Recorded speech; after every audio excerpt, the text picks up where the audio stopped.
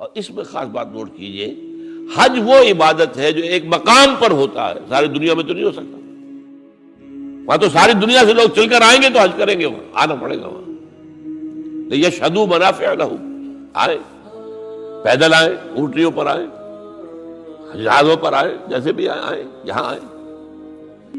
اس کے اندر یہ کیا ہے کہ اس کا ایک جو رکن تھا قربانی، اسے وسعت دے دی گئی پوری دنیا میں۔ حج وہاں، قربانی ہم یہاں کر رہے ہیں۔ حج تو یہاں نہیں ہو سکتا کہ قربانی کے ذریعے سے اس کی ایک برکت کو، اس کی ایک شان کو، اس کی ایک کیفیت کو جو ہے، اس کو گویا کہ یونیورسلائز کر دیا گیا پوری دنیا میں، جہاں بھی مسلمان ہیں قربانی دے۔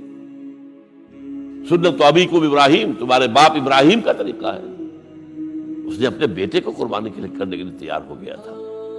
تم یاد کرو، اب یہاں میں اس لیے ذکر کر رہا ہوں اس کا کہ اس وقت اگرچہ یہ بات ہوئی ہے کہ جس قدر زور پہلے تھا قربانی پر اسلام کے اندر، اسلامی نظام میں، اسلام میں آ کر اتنا نہیں رہا ہے۔ اس لیے کہ یہودیوں کے ہاں تو قربانی تھی ہی صرف قربانی، لہذا وہ قربان گاہ کہلاتا تھا، جو ان کا جو ہے خیمہ ہوتا تھا عبادت کا، قربان گاہ۔ اور جو یروشلم میں جو ان کا جو مسجد تھی، جو ہیکل سلیمانی، وہ بھی قربان گاہ، قربان دیتے تھے۔ سب سے بڑی عبادت یہی تھی۔ نماز کا معاملہ اتنا اہم نہیں تھا جتنا کہ امت مسلمہ میں آگے ہوا ہے۔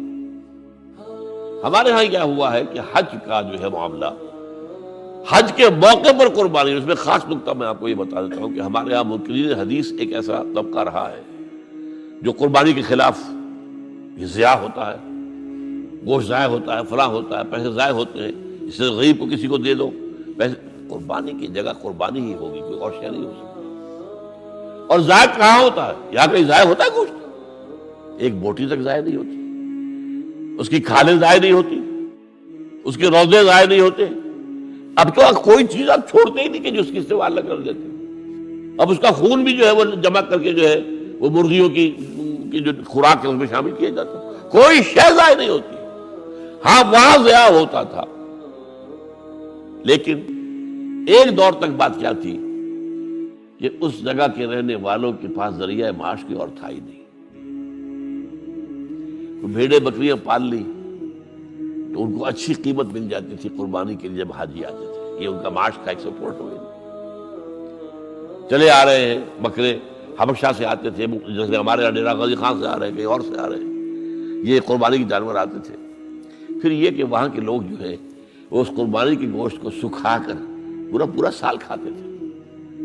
ان کے پاس تھا کیا؟ یہ للے تللے تو نہیں تھے جو آج ہیں، یہ تیل کی دولت ہے جس کی وجہ سے جو ان کے ہاں عظیم انقلاب آ گیا ہے، وہ آپ کو معلوم ہے۔ لیکن یہ کہ یہ تو 100 سال کے اندر اندر کی بات ہے، اس سے پہلے کیا تھا؟ یہاں کچھ بھی نہیں تھا۔ حاجی ہی جا کے صدقہ خیرات بھی کرتے تھے وہاں پر۔ حاجی ہی جو ہے وہ قربانی بکرا خرید رہے ہیں تو وہاں کے لوگوں کو نفع ہو رہا ہے نا۔ پھر وہ گوشت کتنا کھا جائے گا حاجی؟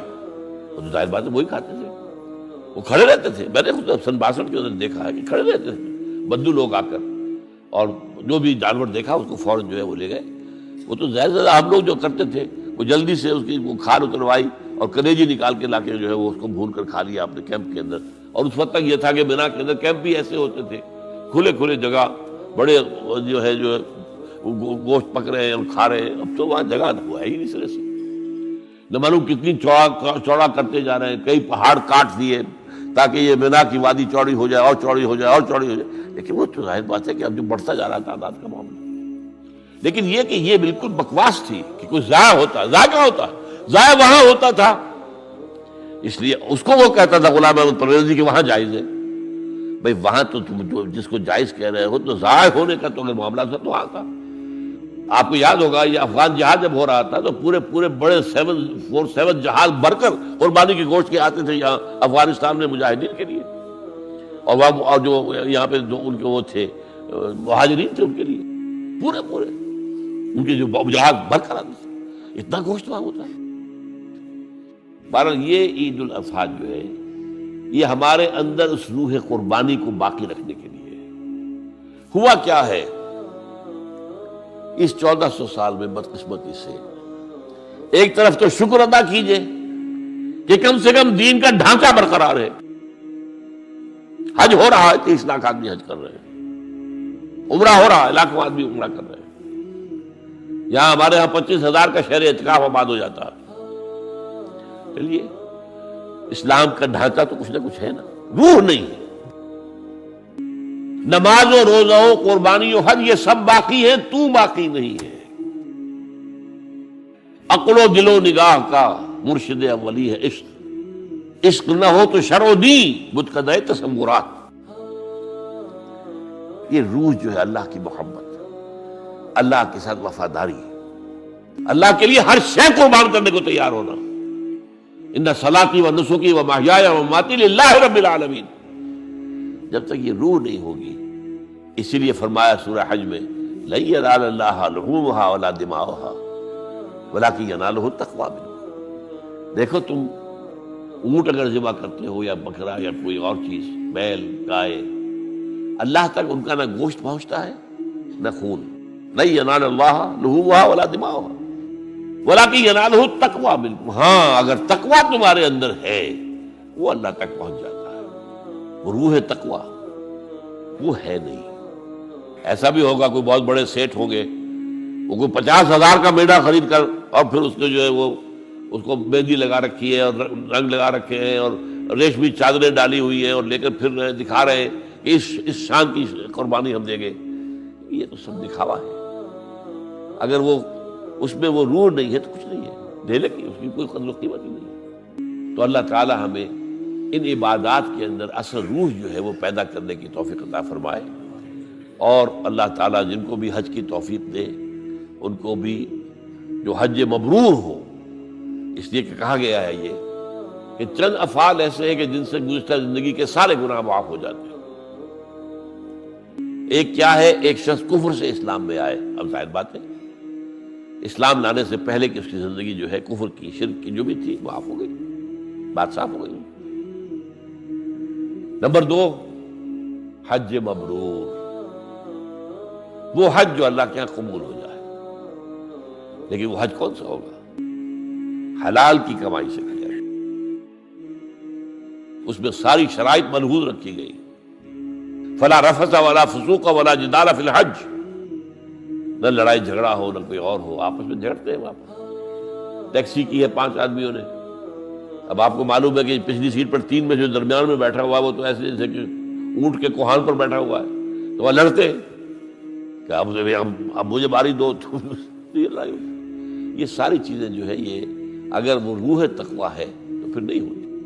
آپ اپنے بھائی کو اپنے اوپر ترجیح دیجیے اور اس میں اپنے ایثار کیجیے. آپ اپنے لیے اللہ تعالیٰ کے ہاں اجر و ثواب زیادہ بنا لیں. تو اس حوالے سے حج کو کہا گیا حج مبرور کہ کوئی شخص جو ہے اگر حج ایسا کر لے، ایسا پاک و صاف، تو وہ پھر ایسے ہو کر آتا ہے کہ جیسے کہ اس نے ابھی وہ اس کی ولادت ہوئی ہے، اس کا پچھلا پوری زندگی کا حساب کتاب صاف ہو جاتا ہے. لیکن اگر وہ کمائی کی جو ہے حلال کی نہیں ہے تو اس کے لیے بھی حدیث سن لیجیے.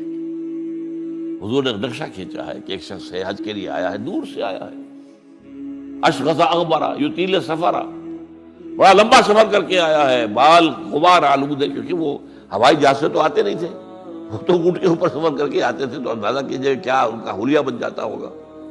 نہاتے بھی نہیں تھے، مبادا کوئی بال ٹوٹ جائے. احرام کے اندر تو بال بھی توڑنا آپ کے لیے جائز نہیں ہے، تو اس لیے وہ نہانے کے سے بھی رکے رہتے تھے. اسی لیے تو کہا ہے ثم لیقضوا تفثهم. پھر جب یہ سب تم کچھ کر لو تو پھر اپنا جو بھی میل کچیل ہے وہ دور کرو، اپنا نہاؤ دھو اور اپنا احرام کھول دو. اور گویا کہ جیسے عید ہوتی ہے، ہمارے ہاں عید کی نماز ہوتی ہے، تو وہاں پر وہ پھر اس کی جگہ پر جو ہے وہ طواف ہے، طواف زیارہ، کہ جو یوم نحر کو قربانی دینے کے بعد اور رمی جمرات کے بعد پھر جاؤ اپنا حجامت بھی کروا کر سر منڈوا دینا جو ہے افضل ہے. پھر جاؤ اور جا کر اب کپڑے پہن کر گویا کہ عید منانے کے انداز میں اچھے کپڑے پہن کر خوشبو لگا کر جاؤ اور طواف زیارت کرو. یہ طواف زیارت جو ہے یہ جو ہمارے ہاں عید اضحیٰ کی نماز کی 2 رکعتیں اس کے قائم مقام ہے. یہ ہے اس طریقے سے یہ نظام آپس میں بڑا مربوط ہے. اقول قولی ھذا واستغفر اللہ لی ولکم ولسائر المسلمین والمسلمات.